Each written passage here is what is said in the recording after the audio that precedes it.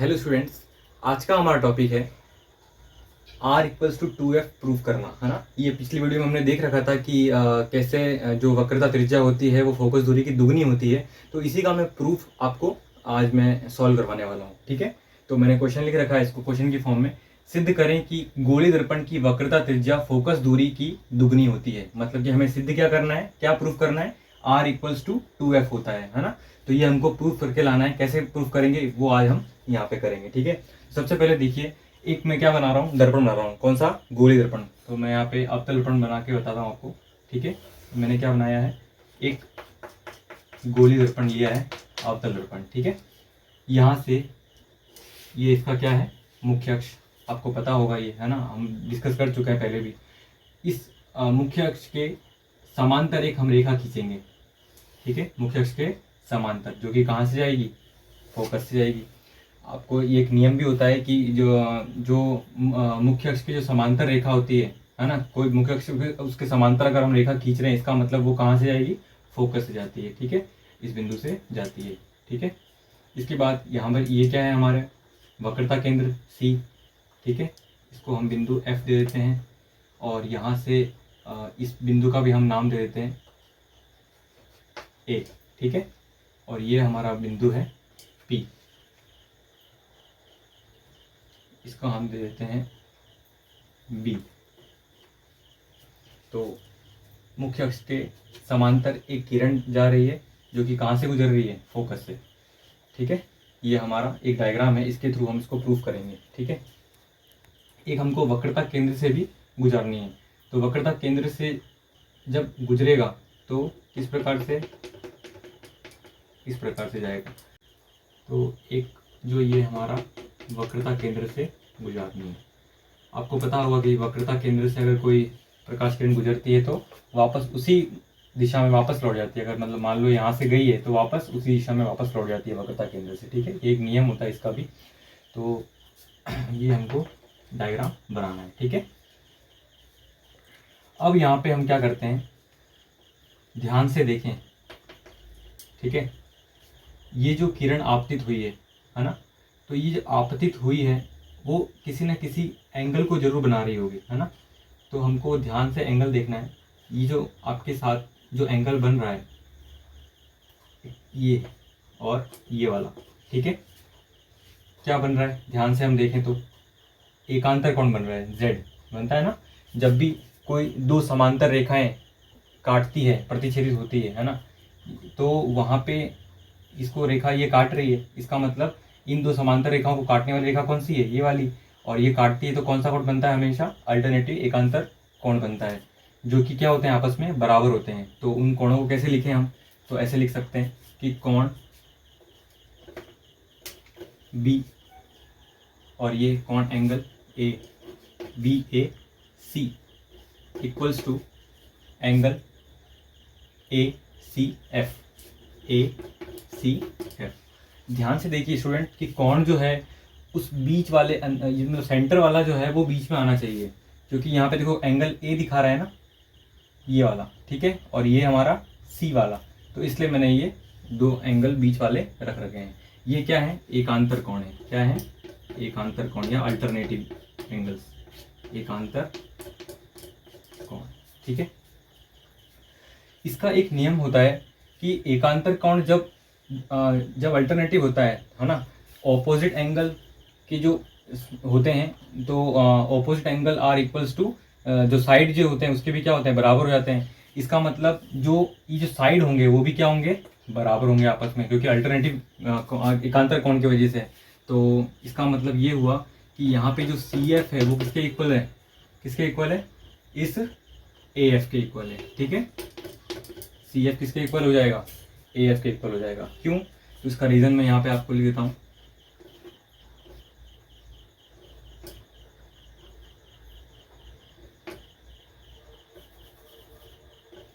Side opposite to the equal angles are equal, ठीक है।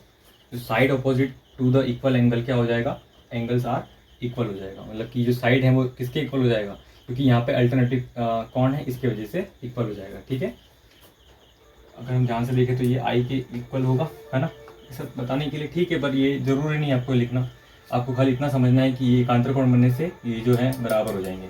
अब आपको एक बात यहाँ पे ध्यान रखनी है, जो हम यहाँ पे जो जिस बिंदु पे हम ये गिरा रहे हैं ना, मतलब किस पॉइंट पे गिरा रहे हैं, ए पे गिरा रहे हैं ना प्रकाश किरण को, तो ये जो दूरी है बहुत कम है, मतलब कि ए जो है वो बिल्कुल पी के पास में है, ऐसा समझना है कि ए बिल्कुल क्या है, पी के जस्ट पास में है।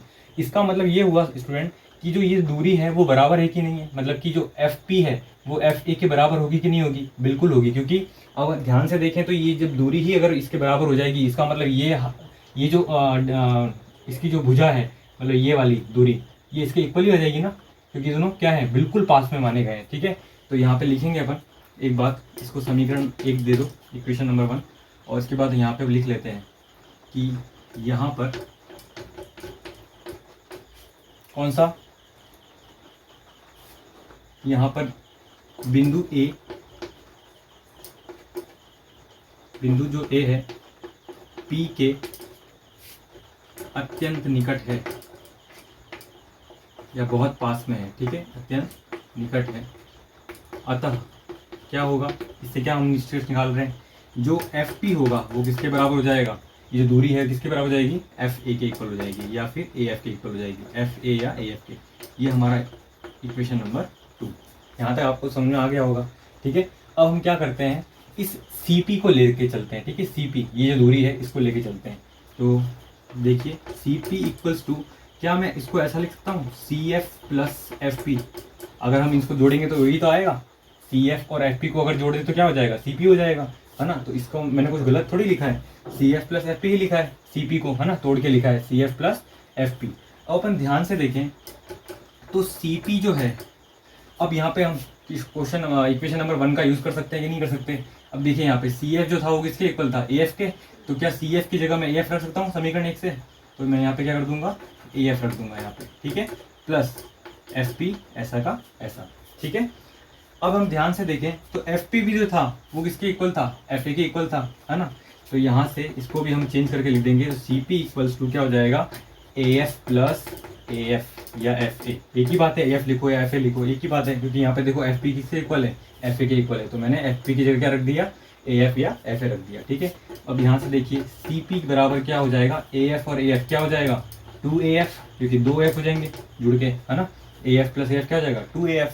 अब हम यहाँ पे लिखते हैं, देखिए CP, CP क्या था, देखो ध्यान से, CP जो था ये क्या थी, वक्रता त्रिज्या थी ना, यहाँ से लेके यहाँ तक की दूरी क्या होती है, वक्रता त्रिज्या R, जिसकी हम बात कर चुके हैं। इसका मतलब ये क्या था, R, ये 2 ऐसा का ऐसा, और AF क्या था, देखो AF क्या है, ध्यान से देखिए, A और F, ये जो दूरी है AF वो क्या FP के बराबर है।